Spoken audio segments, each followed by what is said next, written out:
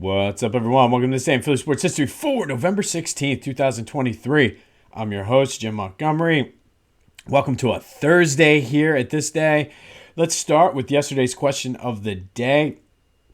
I asked who was on your Mount Rushmore of most disappointing Philly athletes, and you guys did not disappoint.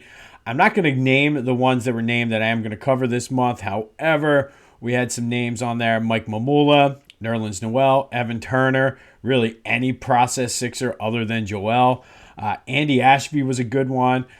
Andrew Bynum, who did not make my list for this month, only because I just did an episode not that long ago on Back to the Future. If you want to hear my take on that and how frustrating that whole situation is, he might be up there with Tyler Green on my Mount Rushmore. So be sure to go check out that Andrew Bynum episode on Back to the Future. And Byron Maxwell, who's an interesting one because without him, we're unable to make the trade with Miami to get Carson Wentz, who also then helps us to win the Super Bowl.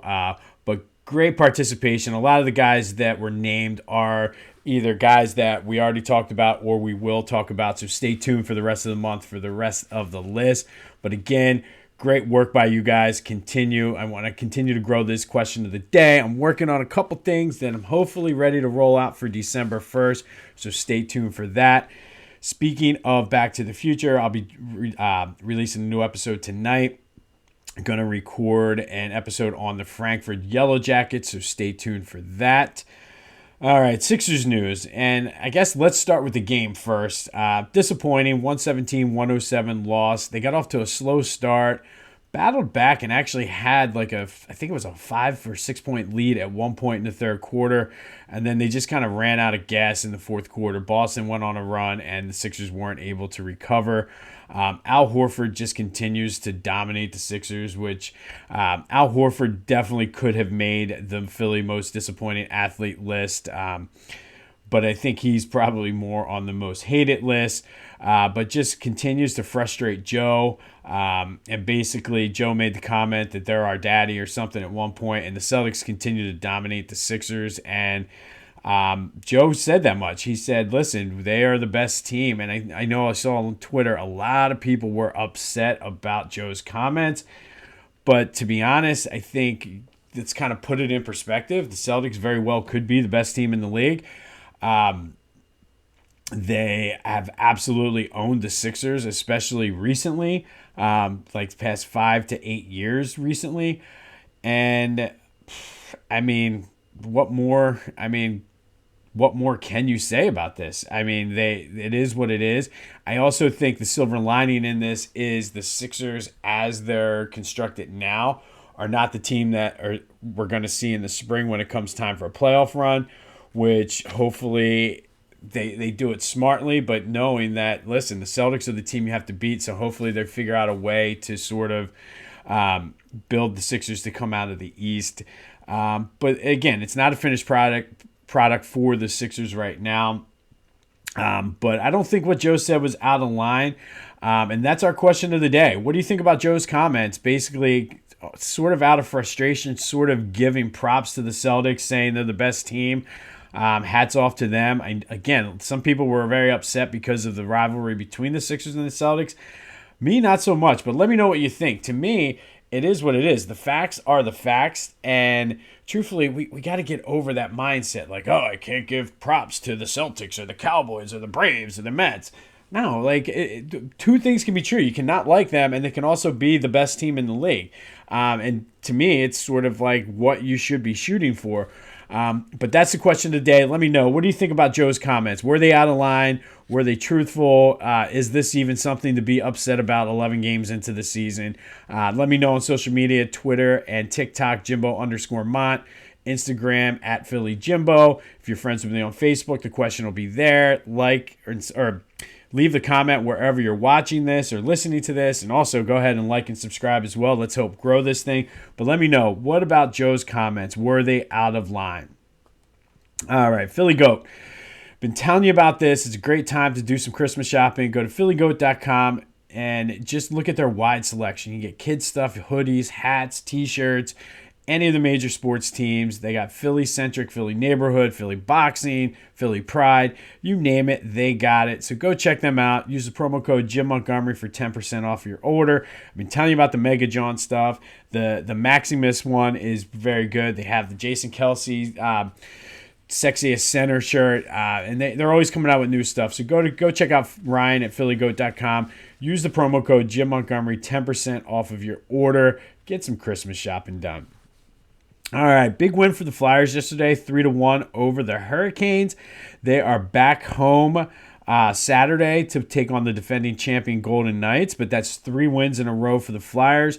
Carter Hart made his return, who Carter Hart actually got a disappointing athlete. I'm not sure why, kind of early for that, I think, but he was back. He looked pretty good, pretty solid in net. Good win for the Flyers. Between Tortorella and the team that Danny Briere has put together, has them playing pretty well. Also, I know some people have reached out. The Union are they're in the playoffs, but their next game is not until next Saturday after Thanksgiving. So I didn't forget about them, and no, they didn't lose or anything. You didn't miss anything. They don't play until next Saturday. But speaking of Christmas shopping, carcan.com. I showed you my car can yesterday. My son already loved it and instantly started putting trash in. So it was amazing. I cannot wait now to clean out the back of my truck and actually have a back seat and not just a trash dump. Go check them out, carcan.com. It fits right on the back of your seat. It doubles as a cooler, triples, I guess, as a cooler, a storage area. He was already thinking about what he could put in there. Excuse me, and asking if we could get another one for my daughter on the other side. So go check them out. Use the promo code Jim Montgomery 20 off, which is all one word, for 20% off of your order. Makes a great present, especially for the people in the office. Carcan.com, promo code Jim Montgomery 20 off for 20% off of your order.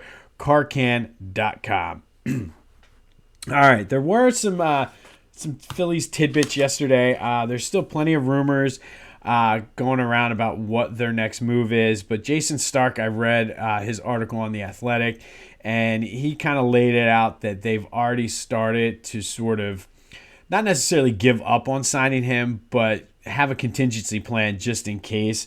And he said that could be Blake Snell, but he was sort of and kind of I guess the way the article made it, they're looking sort of in the long-term big picture of everything. Plus, it's very hard to get back to the NLCS 3 years in a row. However, it doesn't mean they can't do it. But no real major earth-shattering things, just that they kind of are. I don't want to say they've resigned themselves to the fact, but they are making plans just in case, because it looks like there's going to be some bidding war for Aaron Nola, which is going to probably up that contract to 7 years. And hopefully the Phillies are on the same level as me, which is I'm out. If it's 7 years, I'm out. But more on that as the stories develop. Looks like the Eagles should have Cam Jurgens back for Monday, which should be good news for the run game, which really will open things up for the entire offense. But they get back to the practice today, so hopefully we'll have some more injury news and more clarity on what's happening with that. The other big news is the new single, or I guess the new Christmas album, and a lot of the songs were available on Spotify, but the new single with Jason and Travis Kelce, which I believe Jason Kelce wrote himself, was dropped released last night. I listened to it a couple times. It's actually not bad. It's kind of like an Irish folk kind of vibe to it. So go check that out. It's for a good cause, the charity they do. So definitely check that out. Also dropping last night was the new Clashing Conferences podcast. I'm excited to listen to that today. It's become part of my morning routine while I'm doing my morning stuff for work. Go check them out. My boys over there, I hung out with them. Some of them this past weekend, I should say. Clashing Conferences podcast, wherever you get your podcasts, as well as on YouTube. All right, today we are going to go back to 2008. And on this day in 2008, the Eagles and the Bengals played to a 13-13 tie out in Cincinnati's Paul Brown Stadium in a game that really should not have been a tie. Donovan McNabb went 28 for 38 for 339 yards, but only one touchdown. 3 costly interceptions inside Cincinnati territory. He also lost a fumble. The defense just dominated, though. Trent Cole and Darren Howard, there's another name that I completely forgot played for the Eagles. Each had 2 sacks for a defense that had 8. They also forced a fumble or had a fumble recovery. But this game was mostly remembered for Donovan McNabb at his post-game press conference with that infamous quote about a tie where he said, "I've never been part of a tie. I never even knew that was in the rule book." He would go on to say that he thought he had another chance in the second overtime to come out and lead the Eagles to victory. Really just got ridiculed for that. But this game was the first tie in the NFL in 6 years. Ironically enough, it came 11 years to the day of the Eagles' last tie, which came in 1997, a 10-10 tie against the Baltimore Ravens. The tie actually put the Eagles in last place in the NFC East.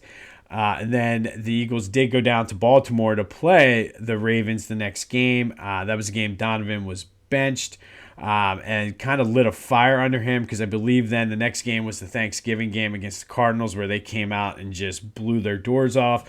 They won 4 of their next 5, including a 44-6 win on the last game of the season against the Cowboys to clinch a playoff spot. If you remember, that was the game where the Texans needed to beat the Bears, and then the Raiders needed to beat the Buccaneers, which did not seem likely. Both happened. The Eagles took care of business and then went on the road to beat the Vikings and the Giants before finally falling to the Cardinals in the NFC Championship game. But the big story from this day back in 2008 was the quote of Donovan McNabb after the game. Not so much the game itself, like it was a sloppy game that the Eagles should not have tied. But it probably would have just been one of those things had Donovan not come out and say that he didn't know NFL games could end in a tie. But you live and you learn. All right, so this is another one. Ironically enough, somebody did mention this guy yesterday as one of the, I believe he called it an honorable mention for Philly disappointing athletes, and that is Ilya Brizgalov. And Ilya signed a 9-year, $51 million contract with the Flyers in 2011. And that was key because 2 years previously, it was Brian Boucher, Sergei Bobrovsky, and Michael Leighton basically platooning. They did go to the Stanley Cup Finals in one of those years, but Brizgalov was supposed to provide some stability for the Flyers in goal, who had a pretty solid young team. This is around the time they traded Mike Richards and Jeff Carter away. But unfortunately for the Flyers, Brizgalov was probably better known for his quotes. Just look up Ilya Brizgalov quotes, and take your pick of which one. The one about talking about the universe and the solar system. I read it. I was going to include it in this, and I read it 5 times, and I have no idea what he was talking about. So just do a Google search for Brizgalov solar system quote and enjoy. But he was inconsistent throughout his 2 years, which was frustrating because when he was clicking and he was on, he was dominant and he was exactly what the Flyers thought they were getting. Unfortunately, when he was off and was bad, he was, to borrow a quote from another podcast I listened to, Matt Perrault, he was bad. When he was good, he was good. When he was bad, he was bad. To the point where after 2 years, the Flyers bought out his contract and decided to move on after the 2012-2013 season. He had a .905 save percentage, 2.6 goals against average, which again, 7 shutouts too. But again, that's not terrible. But when you're sort of expecting somebody to come in with all the hype and be the man, and you saw him play at least half the time as the man, and he just couldn't put it together consistently. That's why Ilya Brizgalov makes our list of Philly's most disappointing athlete. Shout out to my boy Scott, who put him as the honorable mention, as on his Mount Rushmore. But again, just the inconsistency, I think, with Brizgalov is what was frustrating about him, because so many athletes, like, if they just never live up to the expectations, that's one level of disappointment. But when you see them do it and you know they can do it, but they can't do it all the time, that's where it gets frustrating. But Ilya Brizgalov, today's Philly sports most disappointing athlete. Speaking of disappointment, on this day back in 2008, the Eagles and the Bengals tied 13-13, where Donovan McNabb infamously said, "I didn't know NFL games could end in a tie." Well, they did. And luckily for the Eagles, it did work out. Excuse me. Still getting over this cold or whatever is wrong with me. But ultimately for the Eagles, it did work out in the end as they made Andy Reid's last run to the NFC Championship game. It was all kind of downhill after that 2008 season, but they tied 13-13 on this day in 2008. Tough one for the Sixers. Be sure to let me know the answer to the question of the day. Just give me your thoughts. What do you think about Joe's comments? Were they out of line? Should he not be saying that about a division rival? I don't know. I think it's a lot ado about nothing, but enough people were pissed off on Twitter that I figured I'd give it to you, our loyal listeners, to see what you think. Flyers got a much needed couple days off here coming up after a big win with the defending champion Golden Knights on the horizon. Be sure to be on the lookout for the latest Back to the Future, probably dropping sometime later this evening. It is Thursday. It's supposed to be a halfway decent day, I think, before the weather starts getting cold. So get out, do something. This has been This Day in Philly Sports History. I'm Jim Montgomery. Go have yourselves a Thursday. And until next time, I'll see you when I see you.